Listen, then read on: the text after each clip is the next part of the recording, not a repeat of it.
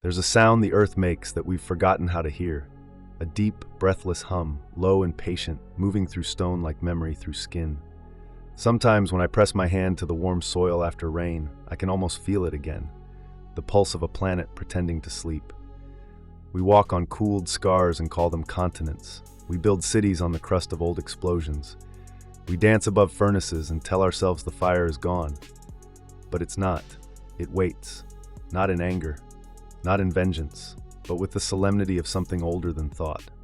Beneath our fields and forests, under oceans and parking lots, in the black veins of extinct mountains, there's a silence too alive to be empty.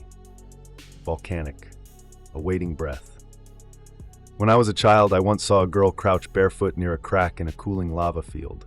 Her fingers brushed the basalt like it was skin, and she whispered something into the rock, as if it might whisper back. I remember the wind carrying ash through her hair, and the way her silhouette burned into my memory more vividly than the molten red behind her.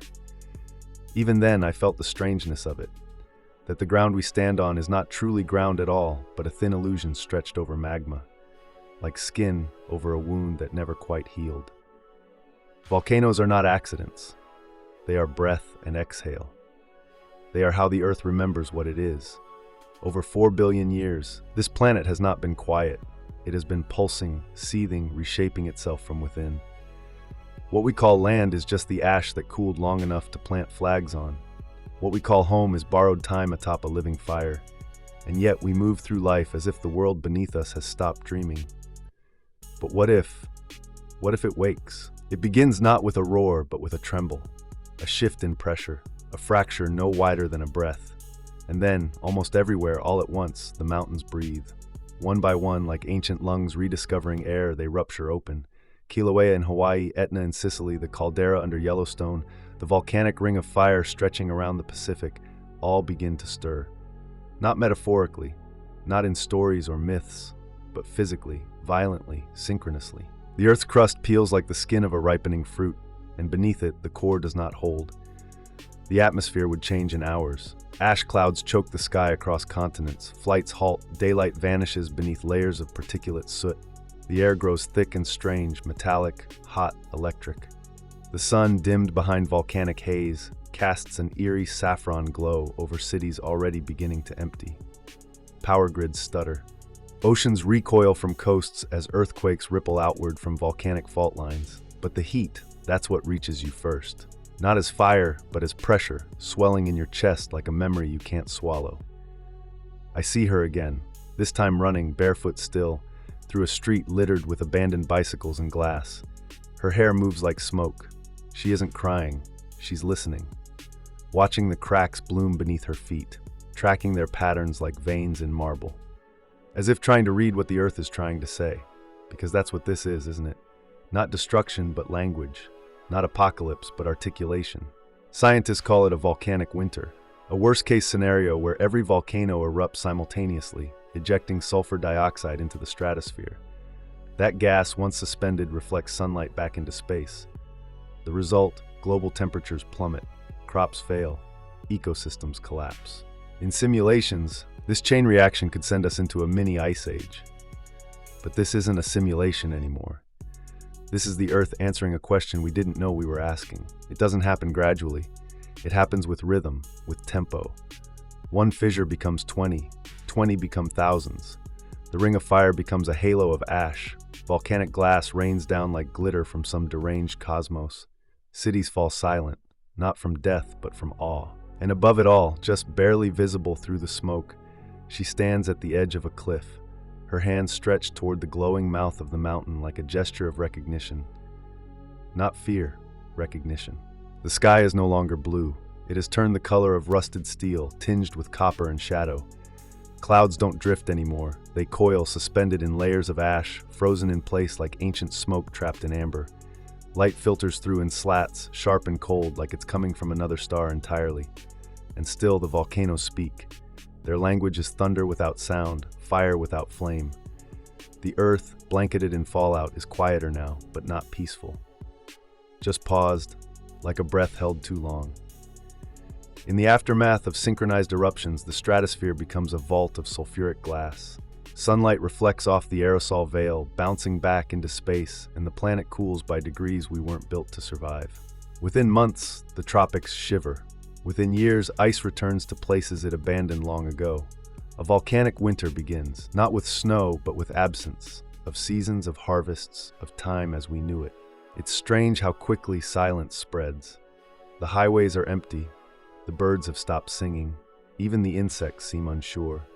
But I remember walking through a garden gone gray, flowers reduced to outlines, petals rimmed with soot like they'd been sketched in charcoal.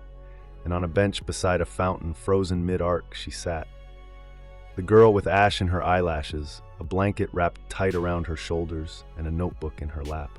She was drawing, vines curling through concrete, as if imagining what might come after us. We think of volcanoes as local disasters. A mountain explodes, a village flees. But when they all rise together, the disaster isn't local, it's planetary. The Earth shifts from a biosphere to a closed loop of feedback systems, albedo effects, atmospheric chemistry, disruption of the carbon cycle. Crops die not from fire, but from darkness. Photosynthesis stalls. Ocean currents stutter and drift. Species vanish without drama. And yet, in this suspended world, there is still motion.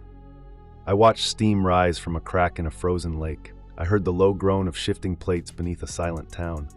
I saw the silhouette of that same girl, now older, maybe 28, lighting a candle in a ruined cathedral, its stained glass warped by heat and time.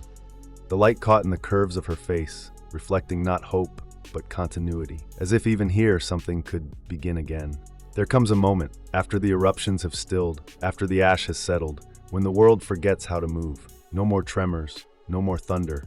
Just the soft rustle of wind through hollowed trees and the brittle clink of glass cooling in abandoned windows. The fire has withdrawn, not with surrender, but with completion. And in its place, silence. Not emptiness, not peace, but a heavy, resonant hush, as if the planet is remembering something it once was, long before we named it Earth. I walked through a valley that had once been green, where rivers twisted like silver threads between forests now stripped to bone. The ground was black, but soft beneath my feet. Volcanic ash, compacted by time and weather into something oddly tender. The kind of soil that remembers. A crow watched from the branch of a dead cypress. We looked at each other without fear, two survivors orbiting the same absence. And far off, near the skeleton of a windmill, I saw her again. The girl, now wrapped in a gray coat, hair shorn close to her head, standing ankle-deep in a pool of mirrored rain. Her reflection trembled in the water, though she herself did not. It's easy to think of destruction as the end of a sentence, but sometimes it's the pause before a deeper question. Volcanic winters have happened before. Toba, Tambora, Laki. Each time the world cracked, cooled, suffered, and adapted. Evolution does not grieve, it reconfigures. After Tambora's eruption in 1815, the year without a summer starved millions. And yet, in the hunger, there were paintings of red skies, poems of twilight, stories written by candlelight in cold rooms. Even now, our greatest art is often born in ash. There's something sacred about that kind of silence. It asks you to listen with your skin, to let go of the idea that nature is background, that the earth is static. She is not. She is breath and pulse and memory. And we are guests, brief, bright, breakable. In that frozen valley, I reached down and touched the earth, still warm beneath the crust.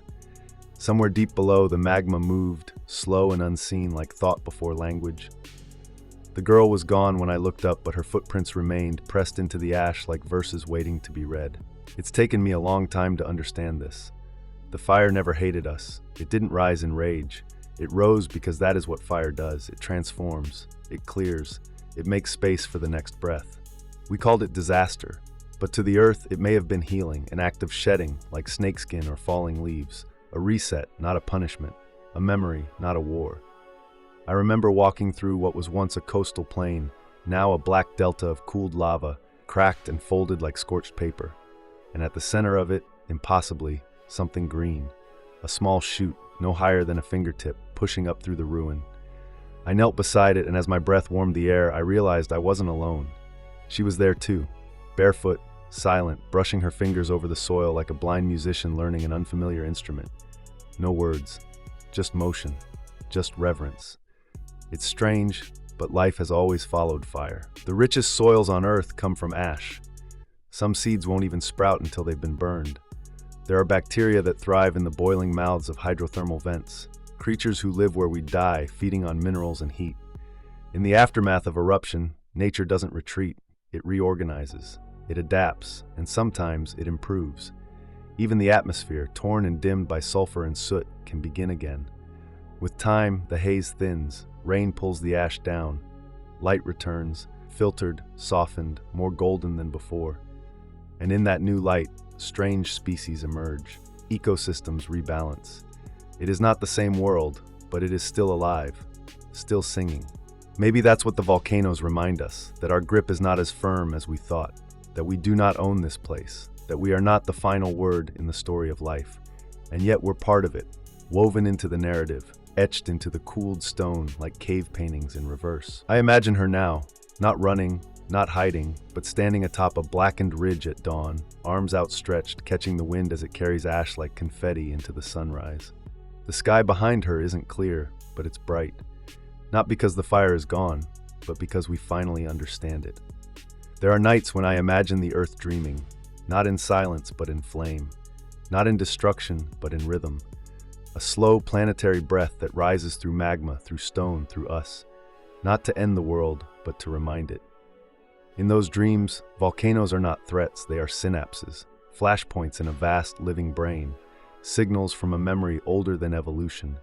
And maybe, we are the dreamers who forgot we are being dreamt. In the great stillness that follows cataclysm, life begins not with answers, but with motion. A bee circles a scorched fig tree, confused but persistent. A deer picks its way across glassy black terrain.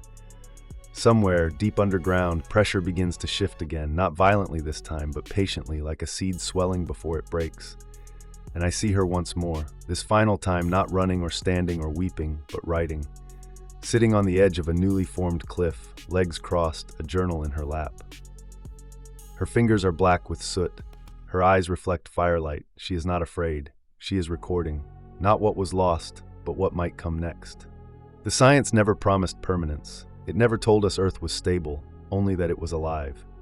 Dynamic, restless, built to shift and swell and collapse and begin again. The same tectonic forces that bring ruin also built the continents, carved the fjords, lifted coral reefs from ocean floors. Every paradise we know was once a scar. Every field of wheat stands on the bones of something burned. So what if all the volcanoes activated at the same time? Maybe the better question is, what would we become in the aftermath? Would we rebuild in our own image, again and again? Or would we begin to listen, to the hum beneath our feet, to the breath inside the stone, to the girl writing on the cliff's edge as the smoke lifts like prayer? Because fire isn't the end of life, it's part of it. A heartbeat in a longer rhythm, a chapter, not the epilogue. And if the earth dreams in fire, what if the next dream is us?